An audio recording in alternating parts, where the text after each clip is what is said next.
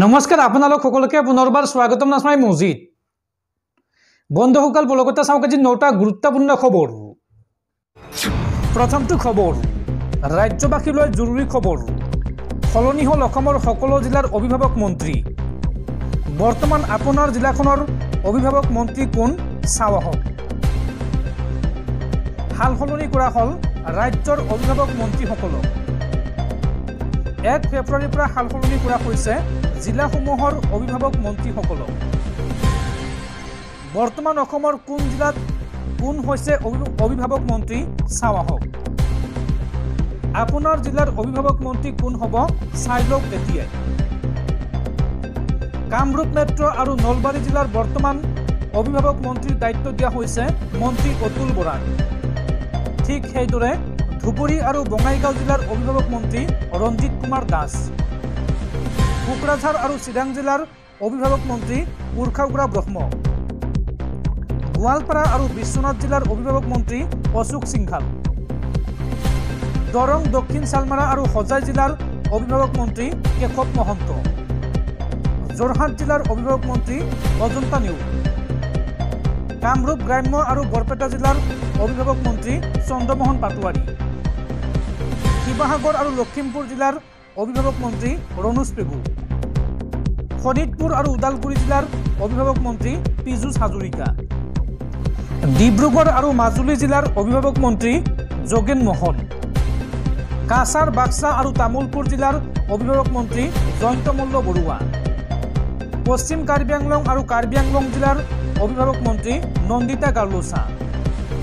ধেমাজি আৰু বজালী জিলাৰ অভিভাৱক মন্ত্ৰী প্ৰশান্ত ফুকন। শ্ৰীভূমি আৰু মৰিগাঁও জিলাৰ অভিভাৱক মন্ত্ৰী কৌশিক ৰায়। হাইলাকান্দি আৰু নগাঁও জিলাৰ অভিভাৱক মন্ত্ৰী কৃষ্ণেন্দু পাল। গোলাঘাট আৰু ডিমা হাছাও জিলাৰ অভিভাৱক মন্ত্ৰী ৰূপেশ গোৱালা।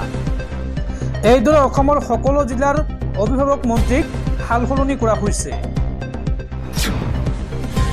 পৰৱৰ্তী খবৰ মুছলমানৰ অধিকাৰক লৈ পুনৰ গৰজি উঠিল সৌদ অসম সংখ্যালঘু ছাত্ৰ সন্থা চমুকৈ আমছু। আমছুৰ মন্তব্য চৰকাৰে চৰৰ মুছলমানক দিবই লাগিব মাটিৰ পট্টা। সংখ্যালঘুৱে মাটিৰ পট্টা নোপোৱালৈকে আন্দোলন অব্যাহত থাকিব। এই মন্তব্য আমছুৰ। সংখ্যালঘুৱে মাটিৰ পট্টা নোপোৱালৈকে আন্দোলন অব্যাহত থাকিব। যি চৰকাৰী নহওক চৰবাসী ৰাইজক সহায় নকৰে। চৰত উন্নয়ন কৰিলে জয়ী হ'ব নোৱাৰিব ৰাজনৈতিক দল। চৰবাসীয়ে নিজেই নিজৰ পৰিৱৰ্তন বিচাৰিব লাগিব। চৰৰ বাসিন্দাৰ স্বাৰ্থত এইবাৰ গৰজি উঠিল সৌদ অসম সংখ্যালঘু ছাত্ৰ সন্থা চমুকৈ আমছু। আমছুৰ সভাপতি ৰেজাউল কৰিম চৰকাৰৰ হুংকাৰ। চৰৰ বাসিন্দাক মাটিৰ পট্টা দিবই লাগিব। পৰৱৰ্তী খবৰ দেশৰ ক্ৰীড়াপ্ৰেমীলৈ ভাল খবৰ। 19 বছৰ অনূৰ্ধ্ব মহিলা টি20 বিশ্বকাপৰ খিতাপ দখল ভাৰতৰ। ফাইনেলত দক্ষিণ আফ্ৰিকাৰ বিৰুদ্ধে 9 উইকেটত জয়লাভ ভাৰতৰ। দৰ্শকসকল আৰু বহুতো গুৰুত্বপূৰ্ণ খবৰ আছে। তাৰ আগতে আপোনাক জনাওঁ যে যদি আপুনি এতিয়ালৈকে এইটো ভিডিঅ'ত লাইক কৰা নাই তেন্তে এতিয়াই ভিডিঅ'টোত লাইক কৰি দিয়ক। আৰু এনেকুৱা ধৰণৰ ভিডিঅ'সমূহ নিতৌ চাবলৈ চেনেলটো ছাবস্ক্ৰাইব কৰি কাষত থকা বেল আইকনটো প্ৰেছ কৰি ৰাখক। পৰৱৰ্তী খবৰ বৰভূমিৰ ৰাজনীতিৰ আন এক ডাঙৰ খবৰ। এইবাৰ BPF ত্যাগ কৰিলে খাম্ফা বৰগয়াৰীয়ে। বৰভূমিৰ ৰাজনীতিৰ ডাঙৰ খবৰ। এইবাৰ BPF ত্যাগ কৰিলে খাম্ফা বৰগয়াৰীয়ে। হাগ্ৰামাৰ সংঘ ত্যাগ কৰি এৰিলে BPF দল। শীঘ্ৰেই UPPLত যোগদান কৰাৰ সম্ভাৱনা খাম্ফা বৰগয়াৰীৰ। আৰু BTC নিৰ্বাচনৰ পূৰ্বে বৰভূমিৰ ডাঙৰ ৰাজনৈতিক পট পৰিৱৰ্তন দেখা পোৱা গৈছে। পৰৱৰ্তী খবৰ ৰাজ্যৰ লাখ লাখ চৰকাৰী কৰ্মচাৰীলৈ ভাল খবৰ। একেলগে 3 দিনৰ ছুটি লাভ কৰিব চৰকাৰী কৰ্মচাৰীসকলে। শংকৰ বাৰ্ষিক অধিৱেশনৰ বাবে এই ছুটি ঘোষণা চৰকাৰৰ। 6, 7 আৰু 8 ফেব্ৰুৱাৰীত লাভ কৰিব এই 3 দিনৰ বিশেষ ছুটি। শংকৰ বাৰ্ষিক অধিৱেশনৰ বাবে বিশেষ ছুটি ঘোষণা। সংঘৰ লগত জড়িত চৰকাৰী কৰ্মচাৰীয়ে পাব এই বিশেষ ছুটি। ৰাজ্য চৰকাৰে ঘোষণা কৰিছে বিশেষ ছুটিৰ। 6, 7 আৰু 8 ফেব্ৰুৱাৰীত লাভ কৰিব 3 দিনৰ বিশেষ ছুটি। উল্লেখযোগ্য যে 94 সংখ্যক শংকৰদেৱ সংঘৰ বাৰ্ষিক অধিৱেশন এইবাৰ অনুষ্ঠিত হ'ব যোৰহাটত। পৰৱৰ্তী খবৰ, ভাৰতৰ মুছলমানক ৰক্ষা কৰক, ৱাকফ সংশোধনী বিধেয়কৰ বিৰোধিতা কৰক। কিং মেকাৰ নীতিশ কুমাৰ আৰু চন্দ্ৰবাবু নাইডুলৈ এই বিশেষ আহ্বান জম্মু কাশ্মীৰৰ প্ৰাক্তন মুখ্যমন্ত্ৰী মেহবুবা মুফতিৰ। সংখ্যালঘুৰ হকে মাত মাতিবলৈ পত্ৰযোগে আহ্বান নীতিশ কুমাৰ আৰু চন্দ্ৰবাবু নাইডু। কিং মেকাৰ নীতিশ কুমাৰ আৰু চন্দ্ৰবাবু নাইডুলৈ বিশেষ আহ্বান জম্মু কাশ্মীৰৰ প্ৰাক্তন মুখ্যমন্ত্ৰী মেহবুবা মুফতি। মুছলমানক ৰক্ষা কৰক, মুছলমানৰ ওপৰত হোৱা আক্ৰমণ বন্ধ কৰাওক, ৱাকফ সংশোধনী বিধেয়কৰ বিৰোধিতা কৰক দুই কিং মেকাৰে। সংখ্যালঘুক কৰা নিৰ্যাতন বন্ধ কৰিবলৈ মাত মাতক নীতিশ কুমাৰ আৰু চন্দ্ৰবাবু নাইডুৱে।